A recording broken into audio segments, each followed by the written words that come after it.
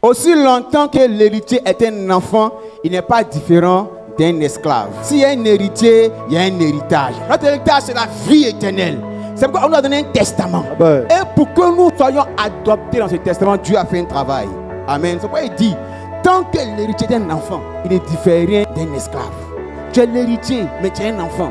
Donc, c'est que, quand on parle d'enfant ici, ce n'est pas seulement là, pas l'âge en tant que tel, mais c'est la maturité, le sens de la responsabilité. C'est la prise de conscience, amen, que tu as un héritage et que tu as travaillé à cet héritage. Amen. Amen, continue. Quoi qu'il soit maître de tout. Quoi qu'il soit le maître de tout, c'est pour toi. Amen. La Bible dit que Dieu nous a donné le royaume de Dieu.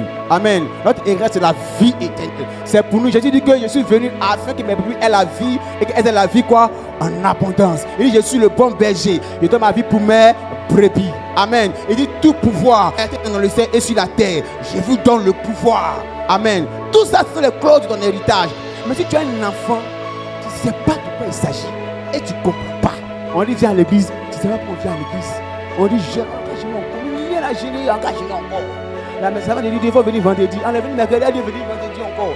Tu comprends pourquoi tout ça se passe? Amen. Parce que tu es encore un enfant. Amen. Il faut que tu grandisses. Amen. Continue rapidement.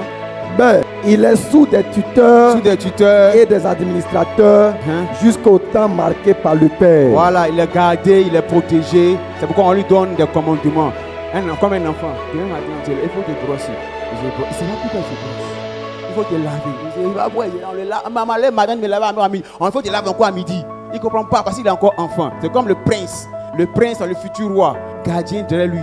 Un responsable, un protocole pour l'accompagner. Quand on est prince, c'est comme on marche, c'est comme on fait. Jusqu'au temps marqué par le Père.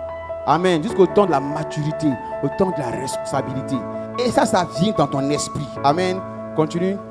Verset 3. Pas beaucoup de temps, oui, allons-y. Nous aussi, de la même manière, lorsque nous étions enfants.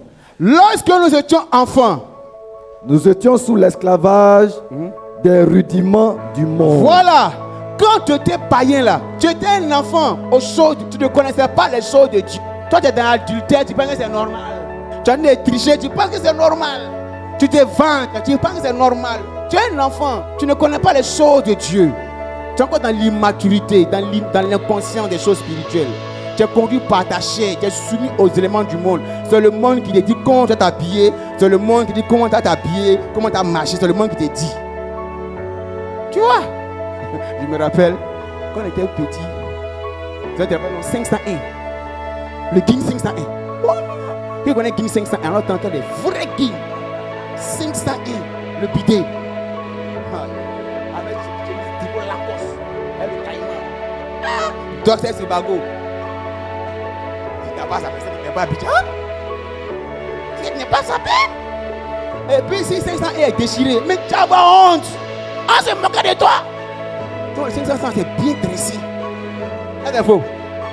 Aujourd'hui, là, Satan fait que l'homme porte une déchirée quand c'est une mode. Ah! Comme il avait une déchirée.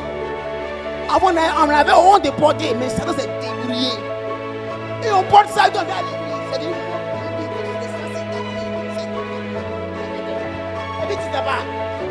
Tu es un enfant. Il t'a trouvé. Je vous dis. Et dites j'avoue que vous voyez le chocolat. Satan est plus chocolat que toi. Il faut que Dieu fasse quelque chose dans ta vie. Amen. Amen. Il est là, il a 3 gars, 4 go. Quand tu es ignorant des choses de l'esprit, des choses de Dieu là, tu es un enfant. Tu penses que c'est trop normal. Je me rappelle de Maria Gracia, l'une des femmes de Mobutu.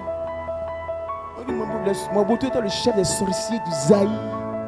Le sorcier dit Mobutu, tu ne vas jamais mourir. Mobutu disparaît. Et puis il réapparaît. Le jour où Mobutu est mort, il dit Maria Gracia, Satan était un menteur. Il nous a trouvés. Alléluia. C'est un menteur. Tu ne le connais pas. Alléluia. Tu es un enfant. Continuons. Verset 4. Mais lorsque les temps ont été accomplis. Dieu a envoyé son fils. Né d'une femme. Né sous la loi. Afin qu'il racheta.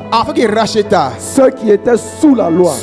Oui. Afin que nous ressuscions L'adoption. L'adoption. On va sauter un peu à cause du temps. Donc Dieu envoie au temps marqué. Dieu fait chaque chose en son temps. Donc il a toujours un temps où il va venir travailler. Donc il a laissé le temps, Jésus va venir. Amen. Et Jésus va nous montrer le modèle. Vous voyez, quand Jésus est venu, on l'a présenté. Dieu est sous la loi. C'est-à-dire quand il est venu, il a marché comme la loi de Moïse indiquait.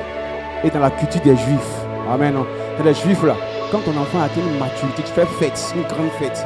Tu dis, voici mon fils, voici mon héritier. Il est responsable, il est capable de gérer le patrimoine de la famille. Et puis on le présente. Alléluia. Amen. C'est pourquoi quand Dieu a envoyé Jésus, il a fait la même chose. Il a montré que pour qu'il puisse comprendre. Le jour de son baptême, c'est Jean-Baptiste qui l'a présenté.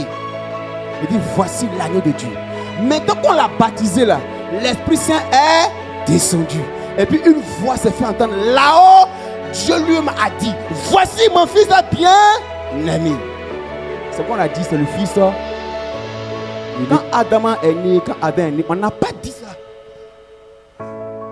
Alléluia. Amen. On dit les seuls, on a la dernière fois, on dit tous les jardins, il faut gérer.